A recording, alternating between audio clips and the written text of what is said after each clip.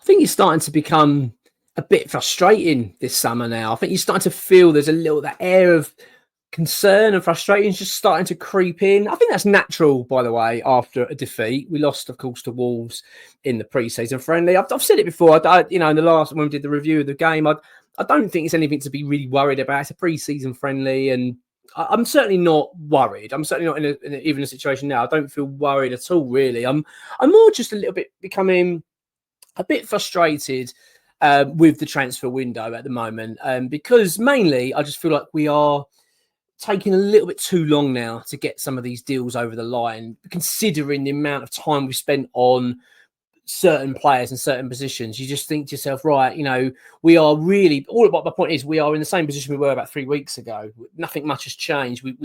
We're still we're looking at the same positions. We want a striker, right? We want a left winger. We want a right back. They're the sort of 3 main positions we're looking at the moment. I think we're also going to go for a midfielder and possibly a central defender as well. I think we need a bloody central defender after what went down against Wolves. I think you can look at West Ham and see it's a really aging squad and needs a lot of work. I mean, Lopetegui knew this coming in. Stighton's very aware of it.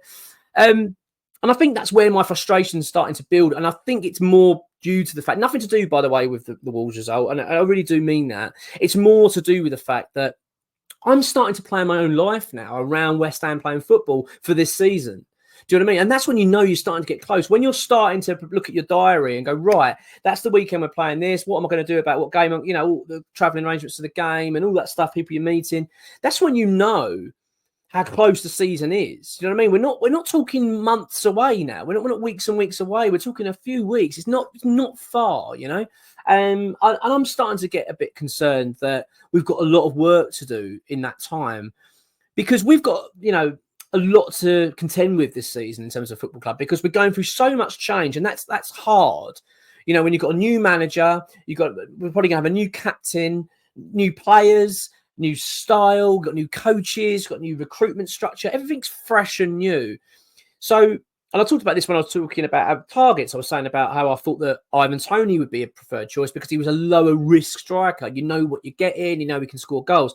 Hence why I wanted to try and avoid sort of gamble signings effectively where we can, So my point is, it's like we're coming to this point now where things have just got to start happening. We cannot keep having week go by where we're just not getting these deals sorted out, because we just haven't got the luxury. We really haven't. And when you look at Lopetegui and his comments after the game, and it was so evident he's frustrated the way the situation is at the moment. You can just sense it. He wasn't happy with the performance, but he must be a bit annoyed because things are taking their time. Look, I understand this is the same for all football clubs as well. I'm not suggesting that every other club's got all their business done and they're all going lovely jubbly and it's just us running around.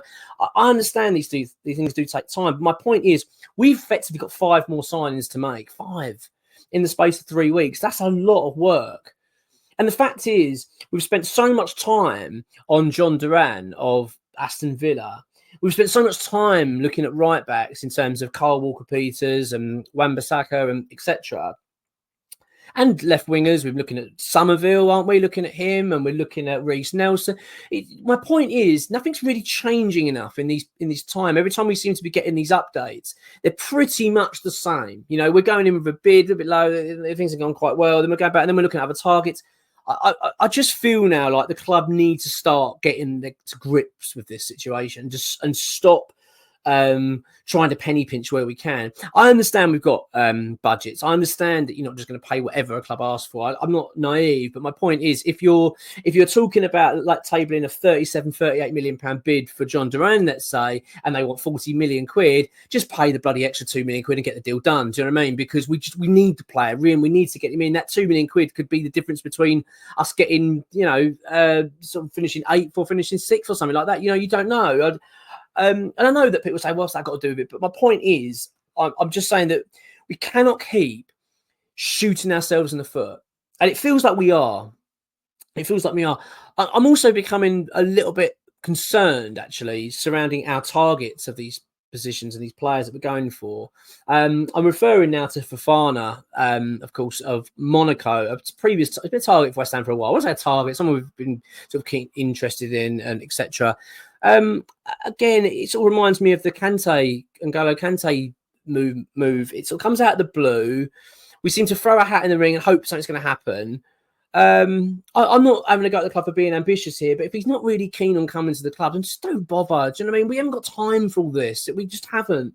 And it's really annoying. And it's like, it looks bad on the club, you know what I mean? Because this is all doing its rounds in the press. You know, we got Fabrizio Romano tweeting about it and kind of basically saying straight away he's not going to West Ham. And that's basically the first thing. He's rejected going to West Ham. He's got no interest in going.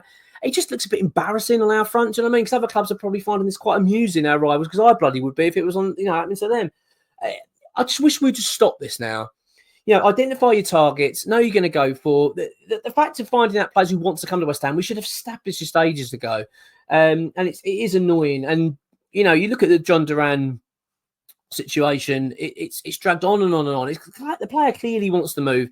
Let's just get it done. And I understand our sort of gameplay here, you know, our plan in terms of we're going to, I'll tell you what, we'll walk away from Villa, let them come running back to us, and then they'll come back to the table. And I do understand it. I understand there's a bit of savviness going on here from West Ham's side. They're trying to be clever.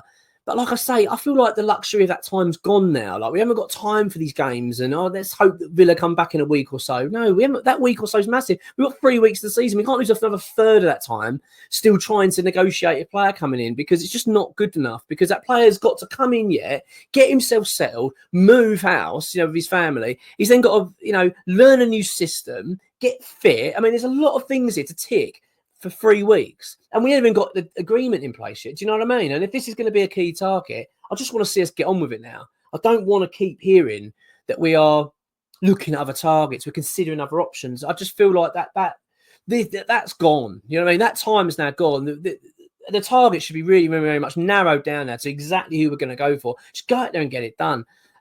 So yeah, a bit frustrating, but I do understand this video is pretty much ranting and moaning about the state of play, and I do apologise if it comes across really negative, because as I say, I'm not actually panicking. I don't feel like it's all doom and gloom and terrible. I'm just feeling a bit frustrated. I feel like I'm just getting a bit tired of hearing the same stuff. But having said that, I do think some good news is coming. I do think that we're going to get positivity. First of all, on Duran, right? I think we'll get Duran. That's my gut feeling. I'm.